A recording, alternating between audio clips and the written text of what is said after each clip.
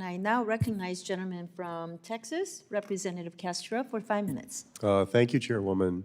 And Chair Kim, I appreciated working with you to reintroduce the bipartisan Partner with ASEAN Act today. This bill would give ASEAN the same diplomatic privileges and immunities that other major multilateral institutions already enjoy, a step that I believe would strengthen ASEAN's centrality and U.S. regional ties.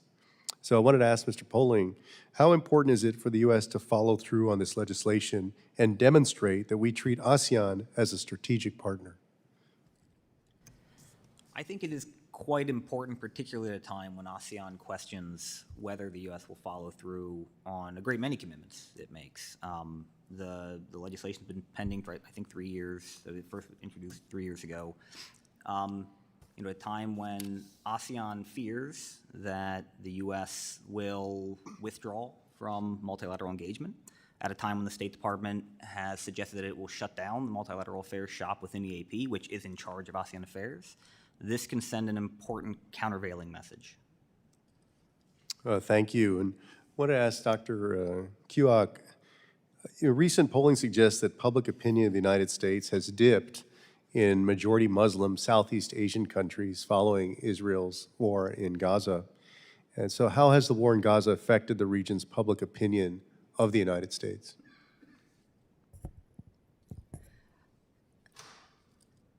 As mentioned earlier, the drop in support for the United States since the recent Gaza crisis has been precipitous in Muslim majority countries, about a 20 percentage point drop in support for the United States since the Gaza crisis.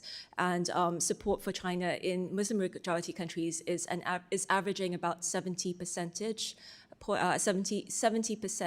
amongst Muslim majority countries. And this was in the most recent poll as well, the 2025 poll. So a slight decrease in support for China and increase in support for the United States, but still very poor support for the United States amongst these Muslim majority countries.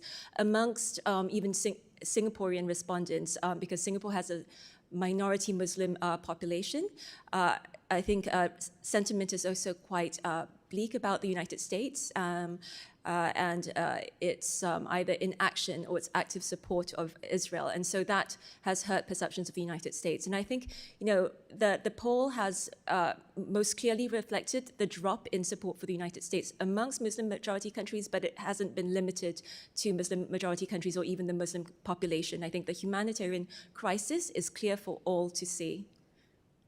And I want to ask you, given those things, what the long-term implications for U.S. credibility and influence in the region are, particularly the longer this goes on. Mm-hmm. I think how much it impacts the United States' ability to influence the region will depend on the situation in the ground, and the extent to which, I guess, humanitarian aid is able to reach victims of this crisis. So it will wax and wane accordingly.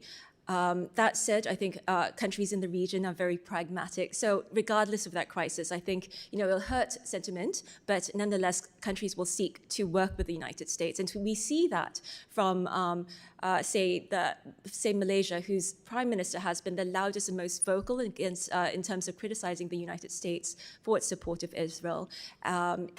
Before Malaysia took up the chair of ASEAN, it actually expressed that it would seek, as ASEAN chair, to work with various important partners. And it mentioned a whole list of partners, but left out the United States. Since then, Malaysia has sought to clarify that it seeks to continue to work with the United States. So I think even then it wants to work with the United States, but the US has to be there to offer up economic and security options. Well, and speaking of the economic part, I have 45 seconds left. Let me ask you about the effect of the tariffs on public opinion as well, because that's another major issue.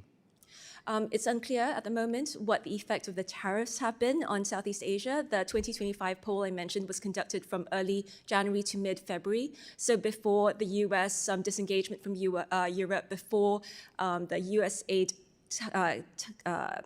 cuts, as well as before the tariffs.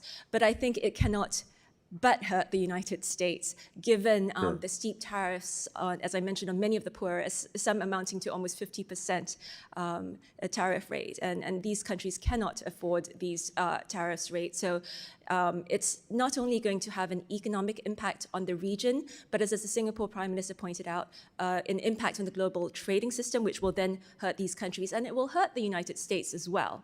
It might win a little bit in terms of gain an inch but lose a yard, because in terms of its strategic ability to influence the region and get the region to align with it on issues important to it. I've just run out of time.